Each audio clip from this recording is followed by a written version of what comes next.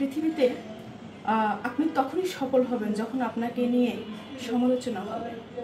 তখনই আপনি বুঝে নেবেন আপনি রাইট ওয়েতে হাঁটছেন, যখন আপনাকে একটা কাজে বাধা দেয়া হবে। তাদের এই মন্তব্যগুলো, এই বাধাগুলো আমি মাঝে মাঝে একটু ভাবতাম যে আমি কি সঠিক সিদ্ধান্ত নিয়েছি।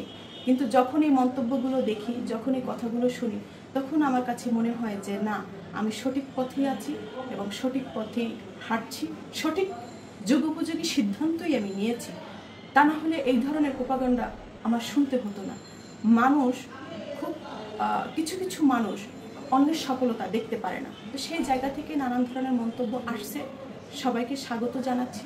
ভালো লাগছে আপনাদের এই মন্তব্যগুলো, কারণ আপনাদের এই মন্তব্যগুলো আমাকে ধাক্কা না দিলে আমি কাজ করার হয়তোবা আরও বৃহত্তম পরিসরে কাজ করার স্পিড হয়তোবা আমার স্লো হলেও হতে পারত, কিন্তু আপনাদের এই মন্তব্যগুলো আমাকে আর স্লো করার সুযোগ দিচ্ছে না, বরং আগের থেকে আসছে ফাগুন, আগের থেকে কাজ করার স্পিড হবে দ্বিগুণ। আমি গণ অধিকার পরিষদের সংগঠক, নিজে হাতে আমি এটি তৈরি করেছি এবং সারা বাংলাদেশ নেতৃত্ব দিয়েছি এবং বাংলাদেশের আপামর জনতার একটি জনপ্রিয় একটি দলে রূপান্তর করতে পেরেছি। একসাথে চলতে গেলে দেখা গেছে ভাই ভাই বিরোধ হয়, ইন্টারনাল কনফ্লিক্ট তো থাকবেই, এটা স্বাভাবিক।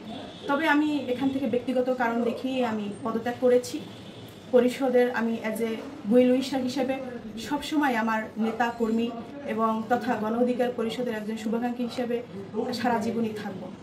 আমি এই 7 বছরে এখান থেকে যেটা নেতৃত্ব তৈরি করেছি, যেটি আমি ভিতরে ওন করেছি, সেটি দেশ ও জাতির বৃহত্তম কল্যাণে, বৃহত্তম স্বার্থে আরও বৃহৎ পরিসরে বড় করে সেটি প্রতিষ্ঠিত করার লক্ষ্যেই আমার এই সিদ্ধান্ত নেয়। তাদের সাথে কথা হয়েছে যে আপনাদের হাত ধরে রাজনীতি শিখেছি, আপনারা আমাকে গণনেত্রী হিসেবে তৈরি করেছেন, সারা বাংলাদেশের মানুষ আপনাদের কারণে আমাকে গণনেত্রী হিসেবে চিনে। আপনাদের কাছ থেকে যে রাজনৈতিক দীক্ষা পেয়েছি সেটি দেশ ও জাতির বৃহত্তম স্বার্থে আরও বৃহত্তম কল্যাণে সেটি প্রতিষ্ঠার লক্ষ্যে কাজ করছি। আপনাদের দোয়া চাই এবং সবসময় সঠিক পরামর্শ দিয়ে পাশে থাকবেন এবং আমার দল এবং আমি সবসময় গণ অধিকার পরিষদের পাশে আছি।